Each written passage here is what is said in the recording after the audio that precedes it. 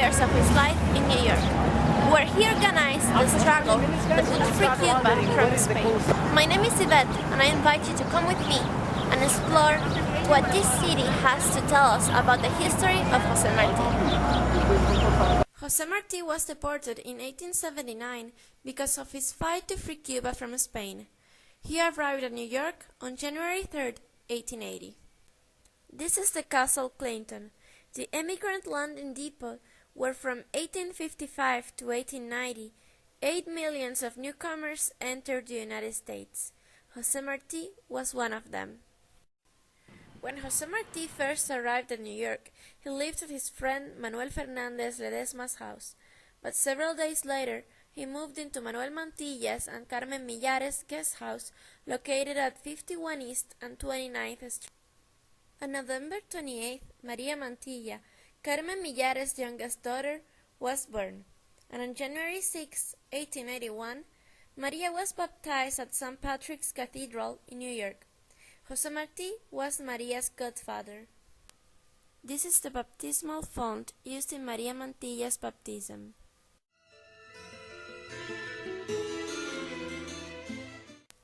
This is a copy of St. Patrick's Cathedral baptism records, which show José Martí as Maria's godfather. Okay, this is the area for the baptizer since the church opened. Now it's closed like 2 years ago because the restoration will be open again in 2 more years. José Martí loved Maria Mantilla as a father loves his daughter, and gave her all the attention he could not give his son because of the huge physical distance that separated them. Martí dedicated his poem Los zapaticos de rosa to Maria Mantilla. This poem was inspired by one of the summers they spent together at Bath Beach. So deep was José Martí's love toward Maria that when he died in combat, he was carrying a picture of her on the pocket of his vest. It is said that he kept it there as his most precious talisman. During his life in New York, José Martí worked for several magazines and wrote many articles about the city. One of them was The Bridge of Brooklyn, which was published in the magazine America in June 1883. There he wrote, "The blood throbs more generously in the veins of the joyfully astonished people of New York these days. A crown seems to have descended upon the city, and each of its inhabitants can feel it on his brow. A dense throng, moving at the pace of those who go to see wonders, flows down the avenue towards the banks of the East River, for there, in a stone and steel, rises what was once no more than a fine line traced by the tip of a daring builder's pencil. After 15 years of work, Brooklyn and New York are at last connected by a 3,455-foot suspension bridge." Walking through New York's streets, we can find this building, located at 21 East 9th Street, which used to be the Hotel Madame Griffon, place where José Martí met the patriots General Antonio Maceo and General Máximo Gómez on October 2, 1884. The objective of this meeting was to talk about the organization of the struggle that would free Cuba from Spain. This is William Street. Although we don't know the exact location of the buildings, or whether or not some of the present constructions were seen by José Martí, we do know that several important things of his life in New York took place in this street. In William Street was located the Consulate of Uruguay, of which José Martí was Consul General. In the Hartman Hall, José Martí pronounced his famous speech Heredia, dedicated to the Cuban poet José María Heredia. In this speech, Martí highlights the patriotic values present in Heredia's literary work. Also in this street used to be the administration of La Edad de Oro, that beautiful magazine written by José Martí for children that teaches us important moral values that we should all possess. José Martí described this magazine like this: "This journal is published to talk once a month, like good friends, with the gentlemen and the mothers of tomorrow, to tell girls beautiful stories with which they can entertain their guests and play with their dolls, and to tell boys what they must know to be true men. One step away from Wall Street, we can find Front Street, where the historic preservation and modern architecture come together to describe one of New York City's oldest and most authentic neighborhoods. The building 120 of this street was demolished, but its apartment number 13 used to treasure Jose Marti's ideas. It was his personal office for several years. There, many meetings of the Cuban Revolutionary Party took place, and had its guidance the Patria newspaper, voice of the Cuban Revolutionary Party. It is in this apartment that the Swedish painter Herman Norman made a portrait of Jose Marti. Most of Jose Marti's articles were written in this apartment. Therefore, we can imagine that he wrote his article named The Poet Walt Whitman in that apartment. In this article published in El Partido Liberal in 1887 commends the talents of the creator of Leaves of Grass. About Whitman, Marti said, "He must be studied because though he is not always in the best of taste, he is the most audacious, all-encompassing, and unencumbered poet of his time."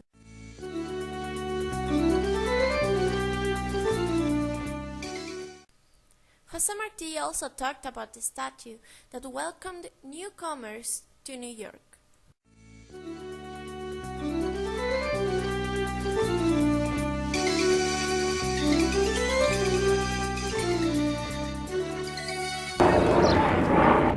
The Statue of Liberty captured Jose Marti's eyes.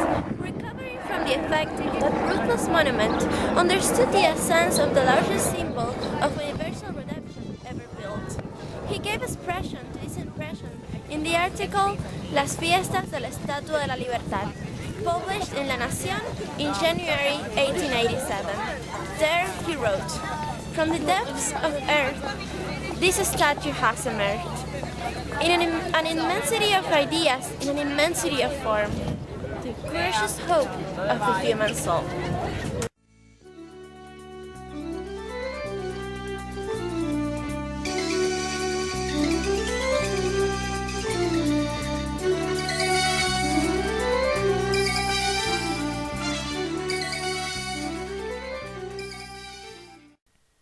This is the Masonic Hall. This building, built in 1910, replaced the old Masonic temple that was created in 1875 in order to unite all lodges in New York under the same roof. Of that old building, we could only see this picture and listen to this specialist explanation. Now, as far as those dates, right in between 1880, 1890, after there was a movement in America, it was an anti-Masonic movement. That was in the early 1800s, but that lasted maybe about 20 years. It ebbed, then it flowed out. But as far as those dates here in America, that's when they had that beautiful building built during that time. They wanted to consolidate the lodges because before then we had lodges all over Manhattan. There would be like a lodge over here, a lodge over there. You can even walk around the lower part of Manhattan and look in the architectural features, and you'll see like a square and compass or a Masonic design or something in the artwork outside the building. And then they decided they would consolidate it here, and that's when they built that beautiful Gothic building in 1875. And unfortunately, they quickly knew that they should have built a building bigger. And so that's when they went ahead and built this. Jose Marti was a Mason, and he frequented the old Masonic temple. On October 10, 1887, Jose Marti pronounced a very important speech in commemoration of the anniversary of the beginning of Cuba's independence war in 1868. Between the years 1893 and 1894, Jose Marti traveled around Latin America in order to organize the so-called necessary war that would free Cuba from Spain. Marti arrived at New York, coming from Kingston, Jamaica, in 1894 through Ellis Island. We entered the museum aiming to find information about Jose Marti's arrival in New York in 1894. So if anybody's looking for people before 1892 to go to, and they came through Ellis, New York. You'd have to look for records through Castle Garden, which was the immigration station before Ellis Island opened. Castle Garden was open from 1820 to 1892. After that, Ellis Island opened up 1892, and they stayed open until 1954. If you're looking at manifests online, you can see here there's very little information. Unfortunately, on manifestos, sometimes it can be hard on very early manifestos. Sometimes it can be difficult to find someone because there isn't that much information. This person had an unusual career. It says literary on here, so it's a little easier to identify someone rather than a laborer or workman, which you see a lot for occupations. And that's about it. You'll see a lot of Italians, German, Irish coming in, and that holds true for the entire immigration record. That you see those, and a lot of Russians as well. Following Catherine's advice, we looked for José Marti's arrival records, and the results of our investigation were successful. We found the ship manifest of the ship on which José Marti traveled from Kingston, Jamaica in 1894.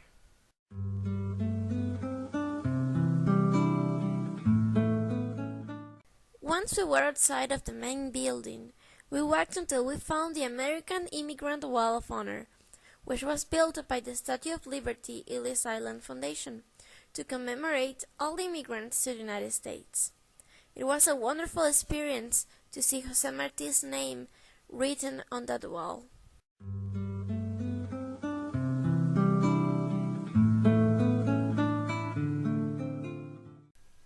On January 28, 1895, a small group of José Marti's closest friends, who knew that he would be leaving shortly to fight in the necessary war, offered him a meal on his honor to celebrate his birthday on a Delmonico's restaurant, without knowing that it would be his last.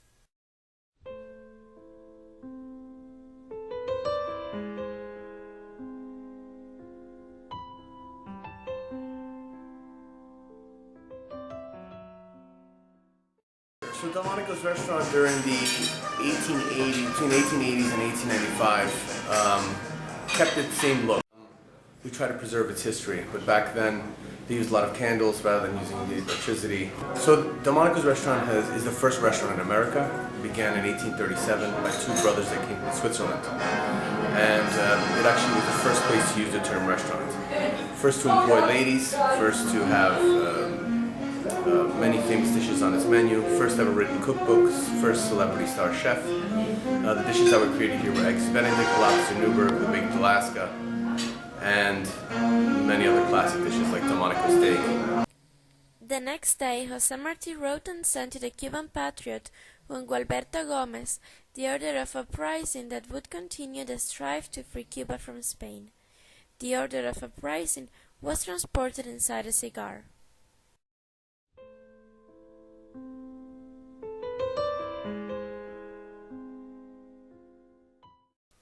José Marti often visited Central Park and enjoyed its natural beauty, which he described on his article New York Under Snow.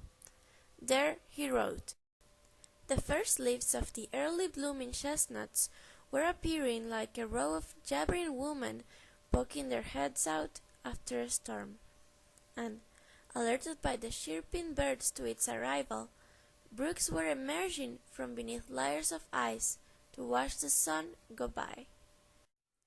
Years later, the American sculptress Anna Hyatt Huntington made, inspired by the painting by the Cuban painter Esteban Valderrama, La Muerte de Martí, this equestrian sculpture of José Marti, only of its kind.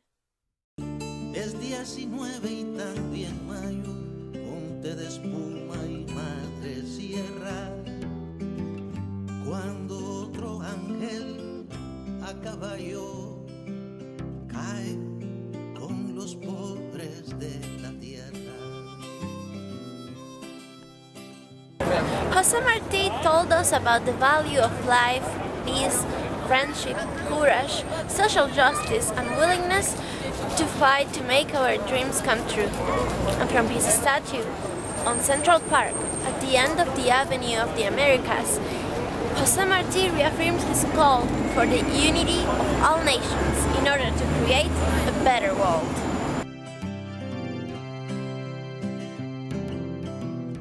El ángel pasa bajo un puente, después rodea un rascacielos, Parque Central lleno de gente no se da cuenta de su vuelo. Cuánta utopía será rota y cuánto de imaginación. Cuando a la puerta del Dakota